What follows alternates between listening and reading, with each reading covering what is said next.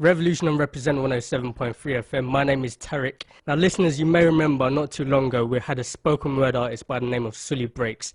Came down, dropped a live session, and a lot of you were excited about that. I was excited this morning when I opened up a package, had no idea what it was. Opened it up, put it in the player, pressed play, and it totally blew me away. It's his brand new piece from his brand new The Dorm Room EP. I'm gonna have to let spoken word do what it does best and let it speak for itself. Brand new Suli Breaks.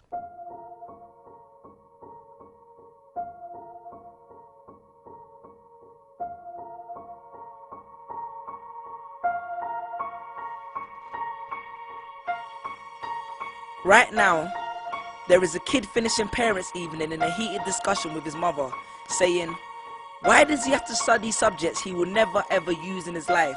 And she will look at him blank-eyed, stifle a sigh, think for a second, and then lie. She'll say something along the lines of, you know, to get a good job you need a good degree, and these subjects will help you get a good degree. We never had this opportunity when I was younger. And he will reply, but you were young a long time ago, weren't you, Mum? And she won't respond, although what he implies makes perfect sense, that society's needs would have changed since she was 16. But she will ignore him, grip his hand more sternly, then drag him to the car. But what she doesn't know is that she didn't ignore him just to shut him up. She didn't lie because they were just returning from parents' evening and an argument in the hallway would look bad on her resume. She won't lie because she's just spent the last 1 hour convincing a stern-faced teacher that she will ensure that her child studies more at home. No, she will lie simply because she does not know any better herself. Although her whole adult life she has never used or applied Pythagoras' theorem, pathetic fallacy, and still does not know the value of x, she will rely on society to tell her that her child, who has one of the sharpest minds in the school, is hyperactive, unfocused, easily distracted, and wayward. Students, how many equations, subjects, and dates did you memorize just before an exam never to use again? How many A grades did you get which were never asked for when you applied for a job? How many times have you remembered something 5 minutes just after the teacher said stop writing, only to receive your results 1 month later to realize that you were only 1 mark short of the top grade? Does that mean remembering 5 minutes earlier would have made you more qualified for a particular job? Well, on the application form it would have. We all have different abilities, thought processes, experiences and genes. So why is a class full of individuals tested by the same means? So does that mean Sherelle thinks she's dumb because she couldn't do a couple of sums? And if this issue is not addressed properly, it then becomes a self-fulfilling prophecy. Then every school has the audacity to have a policy on equality. The irony. Exams are society's methods of telling you what you're worth.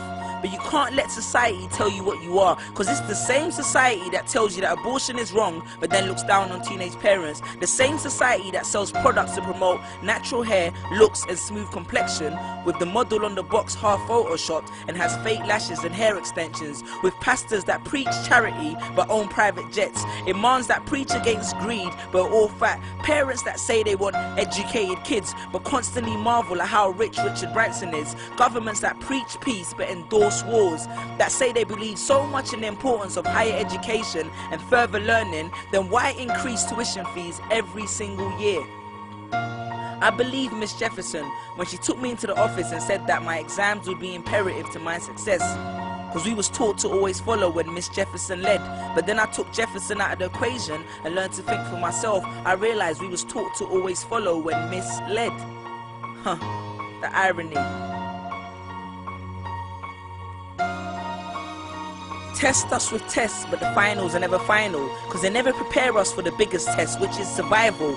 And what I suggest is fairly outlandish, so I do not expect everyone to understand this, except for the kids who knows what it feels like to be worth no more than that D or that A that you get on results day, and the ones whose best stories were never good enough for the English teacher, because apparently you missed out key literal techniques, did not follow the class plan, and the language was too informal for him to understand. But then he'd reference Hamlet and Macbeth, and you'd fight the urge to express your contempt by partially clenching your fist with only your medius finger left protruding in the middle of your hand, and then asks if he was aware that Shakespeare was known as the innovator of slang, or the kid at the back of the class who thinks, why am I studying something that doesn't fuel my drive? But then when confronted with a maths problem, his eyes come alive. So this one is for my generation, the ones who found what they were looking for on Google, the ones who followed their dreams on Twitter, pictured their future on Instagram, accepted destiny on Facebook. This one's for my failures and my dropouts, for my unemployed graduates, my shop assistants, cleaners and cashiers with bigger dreams, my self-employed